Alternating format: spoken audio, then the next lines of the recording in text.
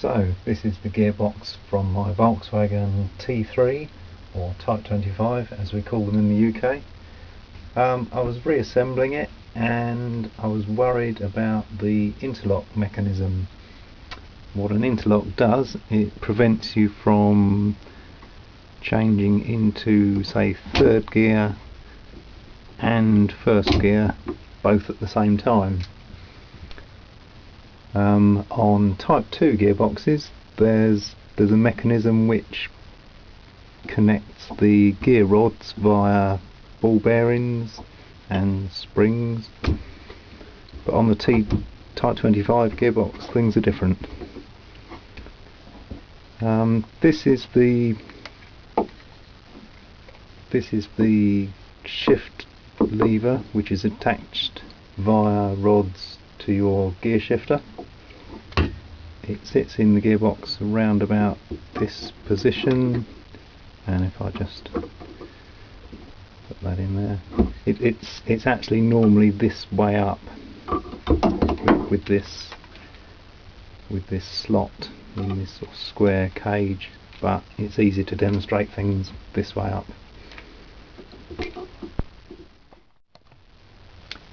So what happens on Type 2 gearboxes is that where the gear shift lever goes into the casing, there's an indentation in the rods, the sides of the rods, and you have like a spring-loaded ball bearing which goes between them, which is sort of built into the casing.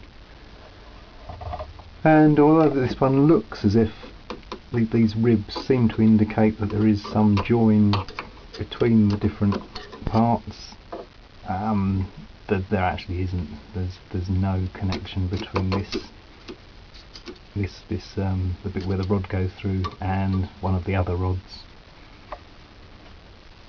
We can also see on the main part of the gearbox casing, these are where the top ends of these rods go through, and similarly it looks as if there's some connection between each one, but these are just sort of strengthening fillets. There's nothing inside this piece. Normally there's this piece in the gearbox called the relay lever, which is used for shifting first and second gear. I'm going to take it out of there's a screw there which normally keeps it in place. I'm going to take it out of this section just to explain shifting gears a little easier. So back on the main section of the gearbox, we have the casing comes here and holds this pin, so the relay lever just pivots. One end goes onto the first and second gear shift rod, and the other end the shifter rod goes through it. It's a bit complicated to see because there's lots of parts in the way. Default position for this shift rod is lined, this section lined up with the third and fourth shifter. The way that's done is that's on the outside of the gearbox casing, and this spring pushes quite hard against the shifter rod and keeps it well over to this side. So when everything's fitted together and in the sort of default position, you have this centre section lined up with third and fourth. The relay lever, which does first and second, is against this sort of square cage, and so is the reverse lever. If the operator, or driver shall I say, shifts into first and second, what happens is the shaft moves across and the centre section is then in line with the relay lever, and if they want reverse it's pushed. I'll just take the relay lever out the way for a second. So if they want reverse it's pushed even further over. The thing that got me was why when you rotate this shaft,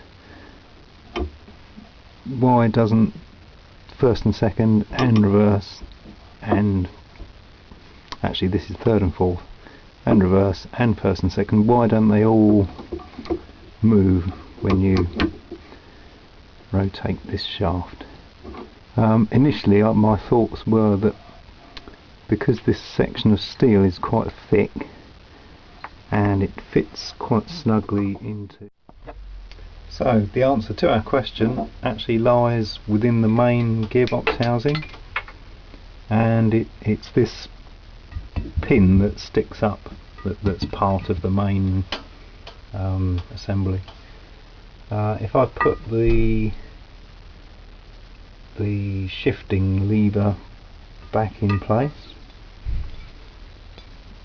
this is what I call the relay lever.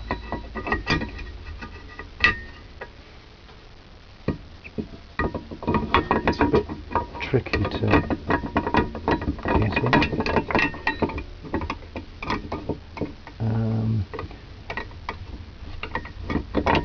You'll notice, by the way, this has got a slot in it.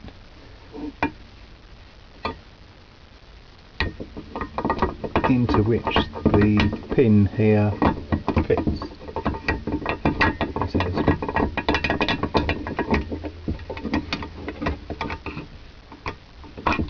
So if I position the relay lever in the right place, there's a screw which comes in and makes the relay lever sit in the right place.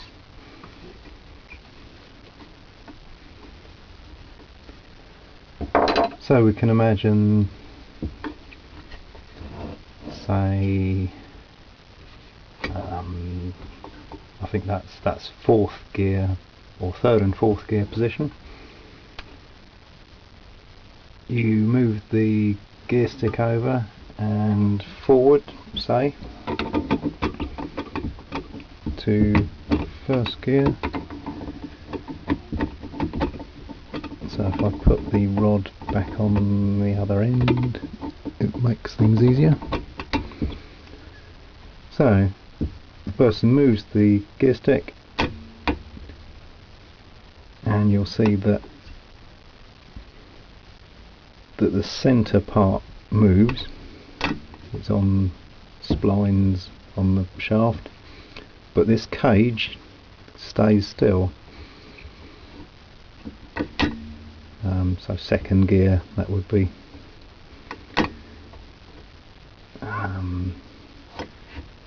Third and fourth is there. Doesn't actually activate anything, but you can see where the third and fourth rod would come from the other section, and that would come down with the gap for this to go into. So back at the other part of the gearbox casing, we can see that, I'll just insert it in the right place, as I said earlier, default position due to the spring that's in this side pressing this in, default position is in the third and fourth area, or third and fourth shift rod, and you can see that the lobes on this centre section fit in the gap quite nicely. As you saw a minute ago, when the shaft is rotated, this cage doesn't move thanks to the pin which is in the other gearbox casing. So if I were to rotate it, that would have pushed this lever up, and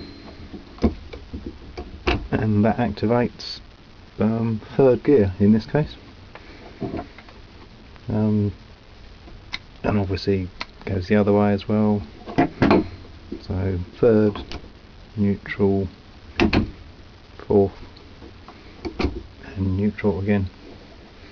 So that explains it to me, why you don't need the interconnecting pieces on the shift rod as you would in the Type 2 gearbox. It's all due to this cage and the pin which holds it still. It's only, as explained earlier, it's only this central section which moves when you change gear, and that explained it for me. Great, thanks a lot.